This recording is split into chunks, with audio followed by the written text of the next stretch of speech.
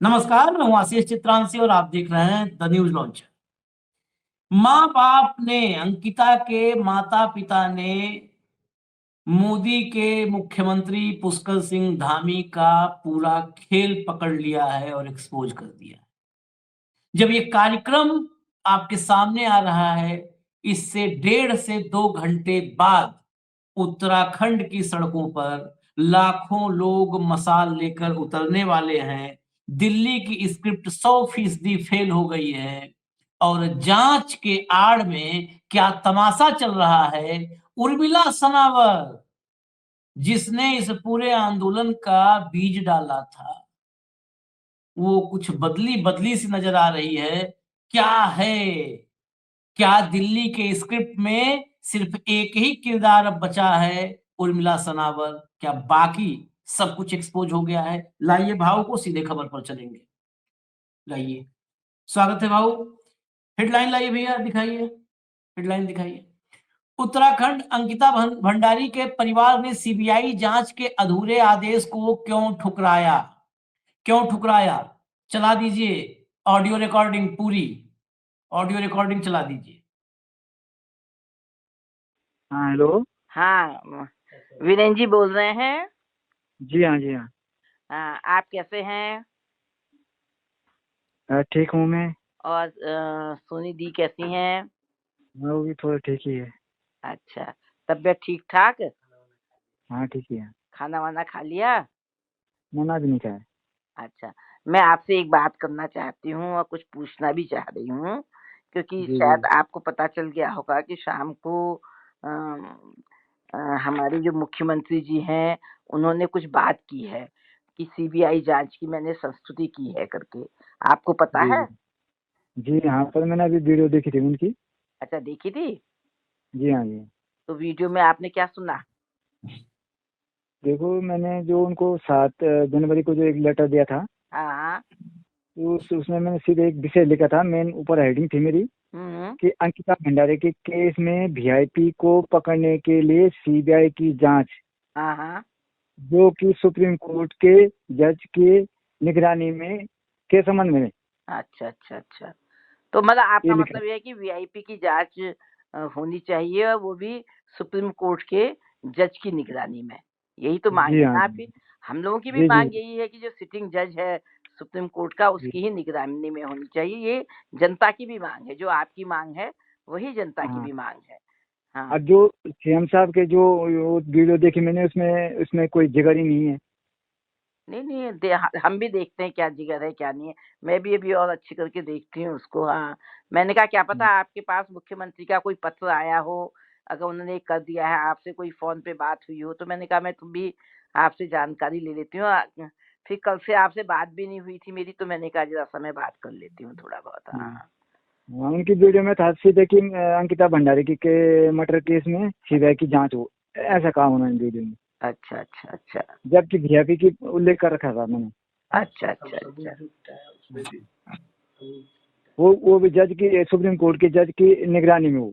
अच्छा, ये बात लिखी है आपने उसमें ना? ये बात लिखी थी मैंने, लेकिन हाँ। उसमें उस वीडियो में तो कोई जिक्र ही नहीं करे उन्होंने। अरे, अच्छा अच्छा, ठीक है फिर, ठीक। हम मालूम ठीक करते है। हैं इस बात को और अच्छी करके। जी जी जी हम भी जानना चाहते हैं कि जो सीबीआई की जांच है उसमें सरकार किन चीजों का खुलासा करना चाहती है। हम भी इस बात की, हमारी लड़ाई इस बात की है, जनता की भी लड़ाई है, और हम सब आपके साथ हैं। हम ये कहना। क्योंकि जो जो वीआईपी था, उसी की वजह से उन्होंने मेरी लड़की की हत्या की। हाँ हाँ हाँ हाँ। उसी की वजह से आपकी लड़की की हत्या हुई। बिल्कुल उसी की वजह से उन्होंने मेरी लड़की की हत्या की। हाँ हाँ, बिल्कुल बिल्कुल। इसलिए हम जान इसलिए हम इसलिए हम चाहते हैं कि भाई आखिर वही वीआईपी है जिसकी वजह से मेरी लड़की की हत्या हुई। बिल्कुल बिल्कुल बिल्कुल बिल्कुल सही कह रहे हैं, बिल्कुल। हम भी यही मानते हैं कि इसके अंदर पता नहीं कितने लोग फंसे हुए हैं, कितने लोग हैं इसके अंदर। चलिए फिर, ठीक पता है पड़े फिर। कि। हाँ, सोनी जी से को भी मेरा नमस्कार कहिएगा। फिर मैं जी जी आपसे जी फिर बात करूंगी, ठीक है? जी जी जी ओके। जी जी। ओके, धन्यवाद। Okay okay. सीबीआई जांच के लिए संस्तुति किया धामी ने, लेकिन इसमें कितना खेल है, ये पूरी जनता को कैसे बेवकूफ बनाने में एक्सपर्ट हो चुके हैं, एक्सपर्ट ही तो हर जगह है, कोई झांकी एक्सपर्ट है, कोई बेवकूफ बनाने के एक्सपर्ट है। अभी अभी तो आपने एक ऑडियो सुना है, आगे चलते हैं भैया अगला।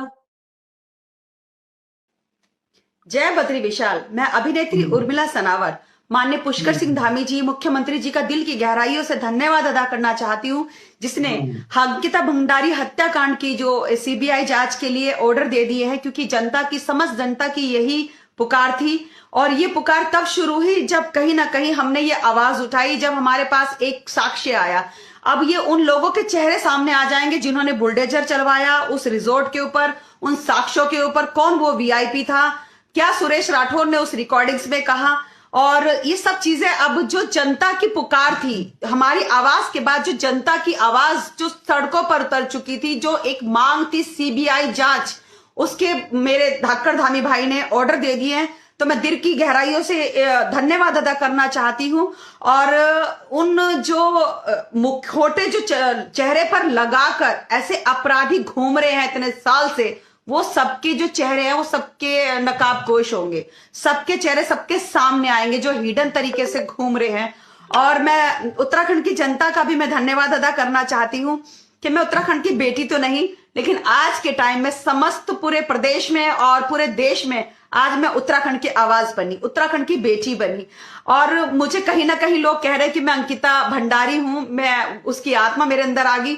मुझे नहीं पता कि क्या है क्या नहीं है। मैं पूरी सत्ता से टकरा गई, शासन प्रशासन से टकरा गई, कि मुझे खुद एहसास होता है कि ये मैंने मांग नहीं की, स्वयं आके, नहीं तो हम तो मुंबई में रहते थे, मुंबई में काम करते थे, और कहाँ चीलाघाट, कहाँ उत्तराखंड, कहाँ हरिद्वार, कहाँ मुंबई, कैसे कैसे तार हमारे अंकिता भंडारी हत्याकांड से जुड़े, कैसे हमारे पास साक्ष्य आए। तो मुझे पूर्ण विश्वास है, महादेव पे विश्वास है, उत्तराखंड की जनता की जो दुआएं हमारे लिए उन्होंने दी हैं कि भगवान इसको सुरक्षित रखना। और मैं अभी भी ईश्वर महादेव से यही करती हूँ कि मैं जो कल मैंने एसआईटी जांच में पूर्ण सहयोग किया, और हमें कल पूरा एहसास हो गया था कि माननीय मुख्यमंत्री ये पुष्कर धामी जी, इसकी जो एसआईटी जांच की जो रिपोर्ट जाएगी, इसके बाद वो सीबीआई जांच करेंगे। उनके माँ बाप की भी यही मांग थी।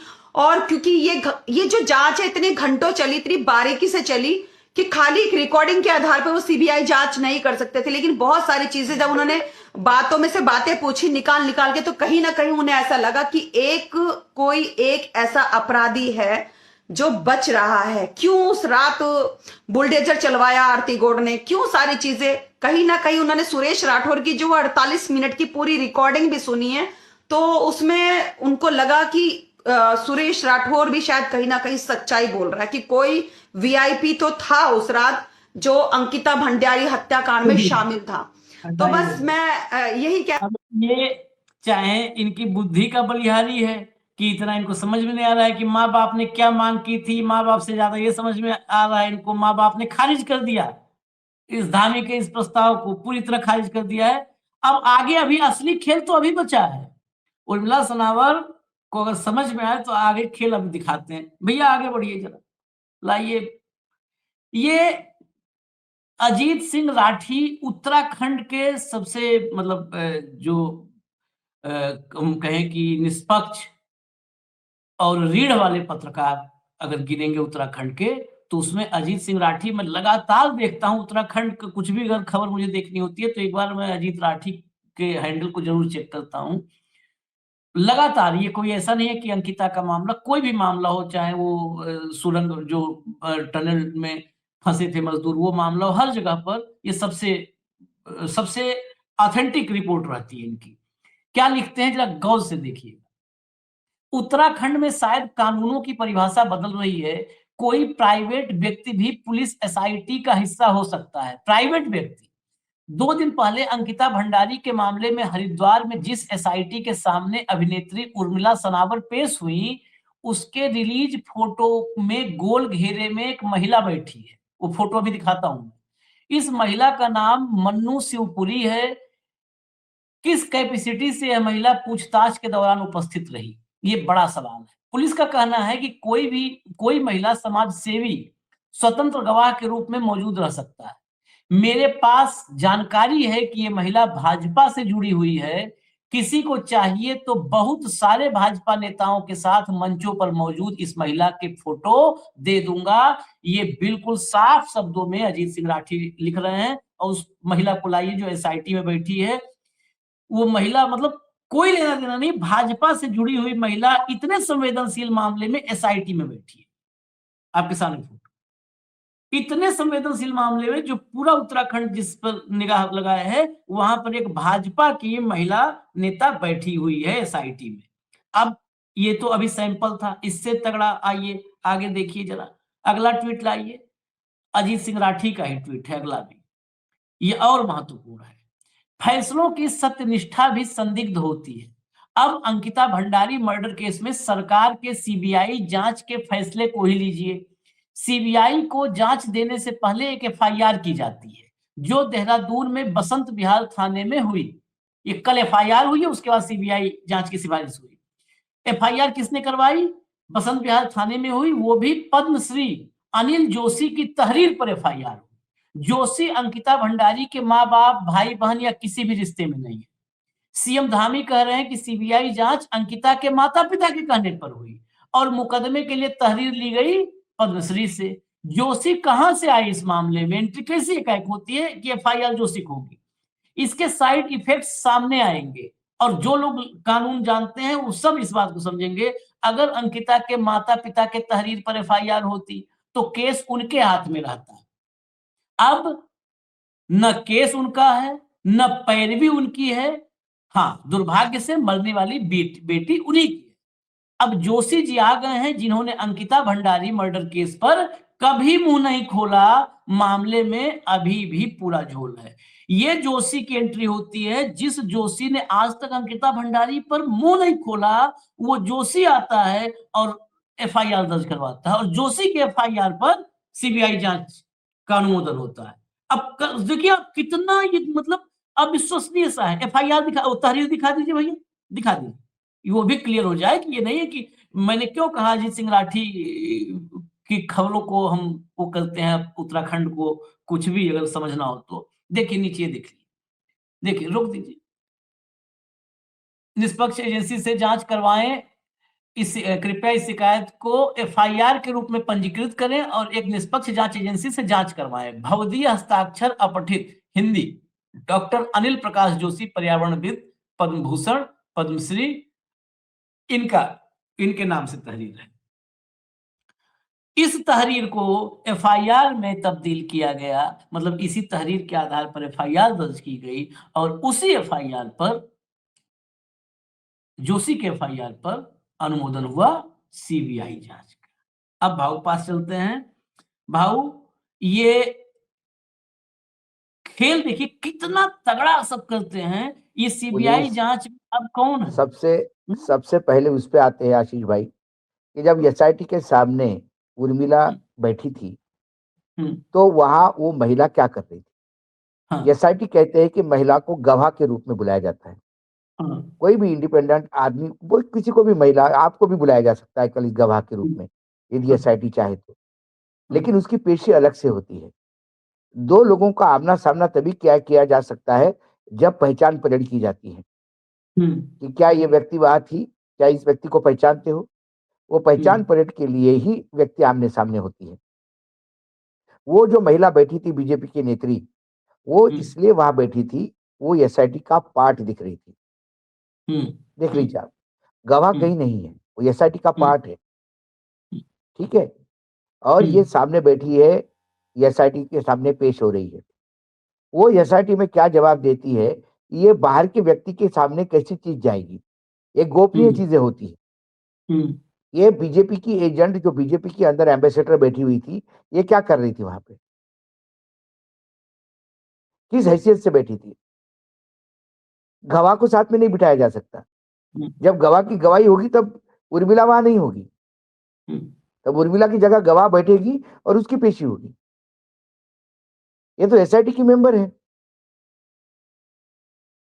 ये जब जन सैलाब उमड़ा तो इन्हें लगा कि कहीं ना कहीं अब कुछ डैमेज कंट्रोल करना पड़ेगा। जनता तो कंट्रोल में नहीं रही, ये बात इनको समझ में आ गई। इन्होंने काउंटर एलिगेशन करने का सोचा कि हम काउंटर एक एजिटेशन चालू करेंगे, काउंटर। लेकिन वो बीजेपी के लोगों ने जूते मारना शुरू कर दिया। तब उनको पता पड़ गया कि जिस हिसाब से उत्तराखंड का पूरा जनसैलाब रास्ते पे आया है, उसका काउंटर इनका बाप भी नहीं कर सकता। छोड़ दीजिए इसको। अब फिर एक नया टूल किट लाए। एक बाबा ने बोल दिया कि अरे भाई, ये तो पति पत्नी का झगड़ा था, उसमें ये अनबन बोल गए, वो तो नाम लेना नहीं चाहती थी। दूसरा ऑडियो ओरिजिनली उर्मिला के जिस स्टेटमेंट से ये बवाल हुआ, उस स्टेटमेंट की ही क्रेडिबिलिटी पर सवाल उठाओ। ये बीजेपी का बहुत पुराना है। विश्वसनीयता पे झटके दे दो, मामला ही खत्म कर दो। वो भी नहीं हो पा रहा था। लोग उस भगवे को भी बात नहीं मानने को तैयार थी। उसका वो भी जीरो, मतलब वो तीर कमान से निकला, लगा नहीं निशाने पे। फिर अब क्या था, सीबीआई जांच करवाओ। और बहुत सही पकड़ा पत्रकार महोदय ने। सीबीआई जांच जिस एफआईआर पे होती है, वो एफआईआर बहुत महत्वपूर्ण होता है। सारा केस ही उस एफआईआर और व्यक्ति के खिलाफ घूमता है। कल यदि जिसने एफआईआर की उसने ही कहा कि मैं सीबीआई की जांच से संतुष्ट हूं, तो मामला ही खत्म हो जाता है। आप कौन होते हुए भाई चिल्लाने वाले कि हम सीबीआई जांच से संतुष्ट नहीं है? Who are you? Joshi ji की एफआईआर पे जांच हो रही है, so let Joshi decide. FIR उसके माता पिता के नाम से क्यों नहीं हुई? जोशी पैसे घुसे कैसे इस मामले में, जिसका लेना एक न देना दो?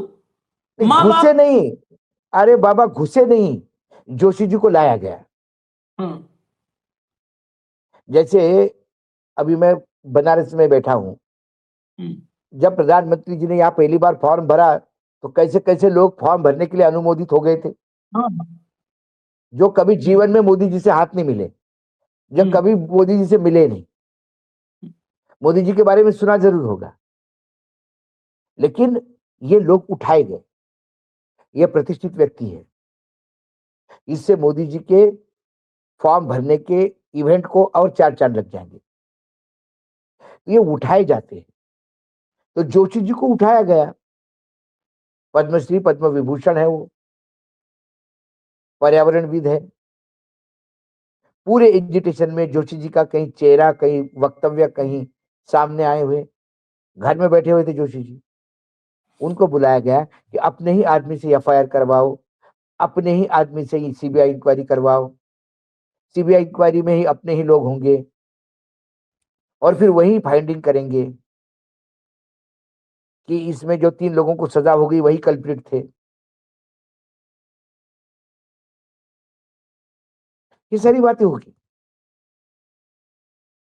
अभी तो अंकिता भंडारी का जो जो राठौड़ का जो कन्वर्सेशन है, वो लैब में बोला जाएगा कि ये तो फर्जी है। ऐसा हुआ है ना, हमने कई पुराने केसेस देखे ऐसे। एक पॉइंट है कुल मिला इसमें के बहुत वाला भाऊ, जिसपे मुझे लगता है सब उत्तराखंड के आम लोगों को भी ध्यान देना चाहिए।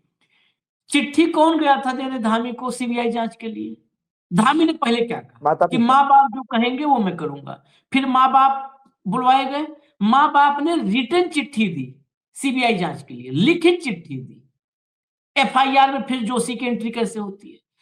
माँ बाप सबसे पहले, अगर माँ बाप नहीं होते, इस केस से खुद को अलग कर लिए होते, गांव में बैठे होते, तब ठीक था। जब माँ बाप आ रहे हैं आपके पास मुख्यमंत्री दफ्तर में, आवास में, और कह रहे हैं सीबीआई जांच कराओ, तो माँ बाप कैसे सीबीआई जांच की तहरीर से बाहर हो गए? उनकी तहरीर पर होना चाहिए। उनकी तहरीर पर ना होता तो कमला पंत को रख लेते, जो पूरे आंदोलन की अगुवाई कर रही ना ना ना ना ना ना ना ना आशीष, ये किसी और को नहीं, ये अपने आदमी के द्वारा ही एफआईआर करवाएंगे। इसका मतलब गड़बड़ है। इसका मतलब वीआईपी कौन है, आप सोचिए। बस सीधी सी बात है।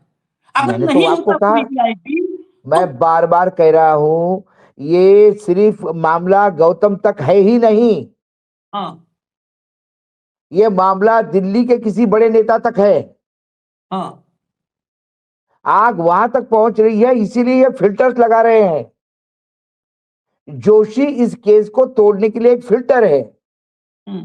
और जो भगवा बाबा बोल गया कि राठौड़ को ही मारना चाहिए, जबरदस्ती बदनाम कर रहा है, वो एक फिल्टर था। सीबीआई अपने आप में फिल्टर होगी, क्योंकि कोई जज नहीं है सुप्रीम कोर्ट का। और मुझे लगता है उर्मिला सनावर भी कुछ दिन में, क्योंकि अब आज कहीं पर गट्टू और भट्टू नाम नहीं आया, आज धाकड़ भाई था, धाकड़ धामी हाँ, भाई। हाँ मेरे भाई ने आज वो कर दिया, वो कर दिया, सब कर दिया, वो ठीक है। इसी भाई ने तुम्हारे खिलाफ कितना एफआईआर दर्ज कर दी, कुछ याद है कि नहीं? हाँ, इसी भाई के पुलिस के चक्कर में आप भाग रही थी, रो रही थी, मुझे मरवाने रो की रही साजिश थी, कर रहे हैं, मरवा देंगे। साजिश कर रहे हैं। तो ये दिन में धाकड़ भाई हो गया। हाँ, हाँ कई चीजें आएगी। अभी तो ये गिरगिट धीरे धीरे रंग बदल रहे हैं। हम्म, देखिए, उर्मिला ने भी ये ऑडियो टेप कोई अंकिता भंडारी के लिए नहीं निकाला था बाहर। हाँ एकदम सही बात आपने कही, बिल्कुल। ये राजनीतिक सेटलमेंट था, पॉलिटिकल हाँ सेटलमेंट। ये टिकट का मामला था, हाँ नहीं मिला तो ढोल दूंगा। एक हरियाणा में केस हो गया था, याद होगा आप, एक नाचने वाली महिला थी जिसकी हत्या हो गई थी। हाँ राजस्थान या हरियाणा का केस था वो, राजस्थान। राजस्थान, हाँ ठीक है। मुझे लगता है उसकी भी भौरी देवी की आप बात कर रहे हो भौरी, शायद। बस बस हाँ भौरी की बात कर रहा हूं मैं। भौरी के केस में भी रूट में क्या था, उसकी हत्या इसलिए हो रही कि पॉलिटिकल एम्बिशंस थी उसकी। हम्म, यहाँ पे टिकट का मामला था, नहीं दिया तो ठीक है।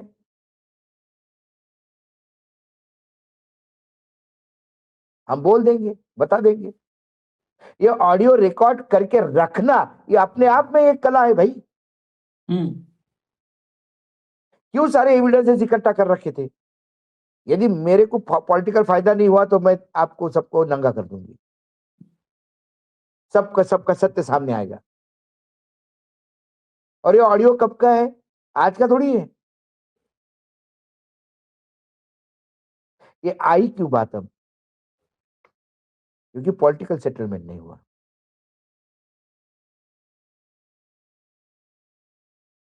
ये भौरी इन मेकिंग टू था।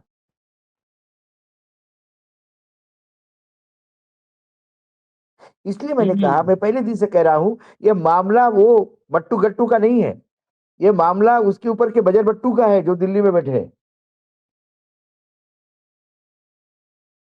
और इसीलिए सीबीआई केस करके इसके ऊपर पानी डालने का प्रयास होगा अभी ये। नहीं, एक तो सीबीआई के लिए तैयार नहीं थे, जब उत्तराखंड अरे बेकाबू हो बता, गए, मुझे बेकाबू हो लगता गए। है अच्छा और ज्यादा बेकाबू हो जाएगा उत्तराखंड। 11 तारीख का हाँ तो उन्होंने कहा कि अभी हम 11 तारीख का बंद वापस लिया है, लेकिन 10 तारीख को नई रणनीति पे बात होगी, लड़ाई हम्म शब्द में। अब हम्म इसके बाद रिटायर्ड जज बेला त्रिवेदी को यदि इन्होंने कर दिया कि भाई उनके निगरानी में होगा, तो क्या कर लोगे आशीष जी आप? अब आप वो लोग कहेंगे देखो आप सुप्रीम कोर्ट का जज बोल रहे हैं, अब रिटायर्ड सुप्रीम कोर्ट का जज दे दिया हमने बेला त्रिवेदी आपको। हम्म। ये कहाँ बहुत कहाँ सारा लड़ोगे आप, कहाँ इंसाफ, कहाँ लड़ोगे आप? इंसाफ मिलना यहाँ पर सबसे बहुत सबसे बहुत बहुत। जीते जी ये मोक्ष मिलना अब आसान है, जीते ये जी वो मोक्ष। महाभारत है, ये वो महाभारत है आशीष, जिस महाभारत में पांडवों के साथ एक भी आदमी खड़ा नहीं, एक भी आदमी खड़ा नहीं। महाभारत में पांडवों के साथ भी बहुत सारे राजा खड़े थे। हाँ हाँ हाँ। आज की इस कलयुग के महाभारत में पांडवों के साथ कोई नहीं है। अरे अब और तो कंफ्यूजन है। कौरवों के यहाँ पैर रखने को जगह नहीं है। और जो पांडवों को मदद करने के लिए आ रहे हैं, वो भी कौरवों के भेष में आ रहे हैं। वही कर, अब तो कंफ्यूजन यहाँ तक है कि अर्जुन और भीम साथ है कि नहीं है। सही की नहीं है बस। तो पता चला कि भीम अर्जुन पे गदा मार दे, कहीं पता ही नहीं है। अब तो कंफ्यूजन इतना कर अब दिया सब। पता ही नहीं है। हाँ हाँ, पीछे से एक गदा दिया अर्जुन को भीम ने, तो ये कुछ नहीं पता। अभी नई महाभारत है इस कल युग में। लाइए कलयुग में जरा नहीं बाबा। सुनाइए कि जो है, जरा कांग्रेस भी अब इस मामले पर थोड़ा और एक्टिव नजर आ रही है, लेकिन कितना एक्टिव होगी, क्या करेगी? आंदोलन तो खैर वहां के सामाजिक संगठन चला रहे हैं, सुनवाइए। हमारी मांगे हैं वीआईपी एंगल की पूर्ण और स्वतंत्र जांच हो। सबूत नष्ट करने के आदेश देने वालों पर भी कार्रवाई हो, सबूत नष्ट करने वाली विधायक पर भी कार्रवाई हो, महिला कार्यस्थल सुरक्षा कानूनों का सख्ती से अनुपालन हो, जो यहां पर भी नहीं हो रहा था, राजनीतिक संरक्षण देने वालों की जवाबदेही भी तय हो, चाहे वो एक राज्य से दिल्ली की सत्ता में बैठे, इनकी जवाबदेही तय होनी चाहिए। भविष्य में ऐसे मामलों के लिए स्वतंत्र जांच तंत्र अनिवार्य कर दीजिए, जो हमने भी मांग की कि एक सिटिंग जज के अधीन सीबीआई की ये जांच की जाए। पर 3 साल लगे, आंदोलन करना पड़ा, बहुत लोगों को अपनी जो है अपना त्याग देना पड़ा हर चीज का, तब जाकर ये जांच होती है। लेकिन 3 साल मुझे लगता है अपराधियों को बचाने के में डर है कि ये सत्ता, ये सरकार कामयाब हो गई, क्योंकि 3 साल सब नष्ट कर दिया है, सब कुछ खत्म कर दिया है। अब मैं आपसे फिर कहती हूं, 3 साल मामला एसआईटी में चलता है, अब सीबीआई की जांच पुष्कर धामी जी कितने साल चलेगी, ये पूछना चाहते हैं। सीबीआई की जांच क्या फास्ट ट्रैक में करके 6 महीने के भीतर 2026 में ही वो वीआईपी कौन था, बुलडोजर चलाने वाले कौन थे, सबूत नष्ट करने वाले कौन थे, क्या सीबीआई निष्पक्षता के साथ बिना दबाव के 6 महीने के भीतर इसे अंजाम तक पहुंचा सकती है? अगर पहुंचा सकती है तब हम कहेंगे ये न्याय हुआ है। और अगर इस मामले को 2, 3, 4, 5, 6 साल तक और चलाकर हर चीज को नष्ट कर दिया जाएगा तो ये मुझे लगता है ये न्याय नहीं, ये घोर अन्याय होगा और इस लड़ाई को हम छोड़ने वाले नहीं हैं। लास्ट में यही कहूंगी, अंकिता भंडारी का मामला यह याद दिलाता है कि यदि सत्ता जवाबदेही नहीं रहेगी तो न्याय केवल संघर्ष से ही मिलेगा। यह श्वेत पत्र न्याय की पूर्णता, महिला सुरक्षा और लोकतांत्रिक जवाबदेही की मांग करता है। न्याय केवल अदालत से नहीं, सत्ता की जवाबदेही से पूरा होता है।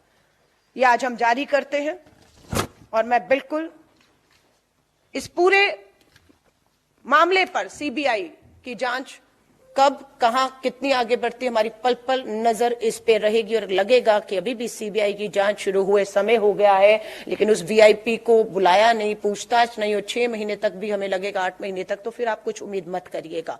और हम भाजपा से कहते हैं नैतिकता दिखाइए। जिन नेताओं के नाम अंकिता भंडारी के पिता ले रहे हैं, जिसे वीआईपी माना जा रहा है, उसे आपको उत्तराखंड की धरती से दूर रखना होगा। लेकिन आज भी वो उत्तराखंड का प्रभारी है, आज भी वो सक्रिय रूप से वहां पर उसका आवाजाही है, वो हर चीजों को प्रभावित करने की क्षमता रखता है। भाजपा से मांग करते हैं अगर थोड़ी सी भी अब शर्म और नैतिकता बची है तो इन सभी अपराधियों को उत्तराखंड की धरती और इस पूरी न्याय प्रक्रिया जांच से जो है दूर रखा जाए, ताकि निष्पक्षता के साथ जल्द से जल्द कार्रवाई करके अंकिता भंडारी के माता और पिता को, जो इसमें आवाज उठा रहे थे, कांग्रेस जो है हरीश रावत से लेकर के तमाम बुजुर्ग नेता भी मैदान में हैं, लेकिन एकाध इन लोगों को अजीत सिंह राठी जैसे पत्रकारों से भी थोड़ा सा इंफॉर्मेशन लेना चाहिए या उन पर नजर रखनी चाहिए जो लेटेस्ट अपडेट्स हैं। ये लोग क्या,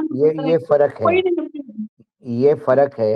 ये महिला कांग्रेस की अध्यक्ष है, इसको चीजें पढ़ पढ़ के बोलना पड़ रहा था,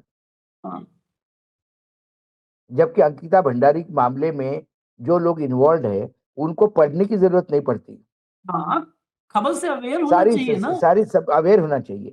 ये महिला कांग्रेस की अध्यक्ष है, ये भी पैराट्रूपर ही है, वही ये स्लीपर सेल की ही देन है। आखिर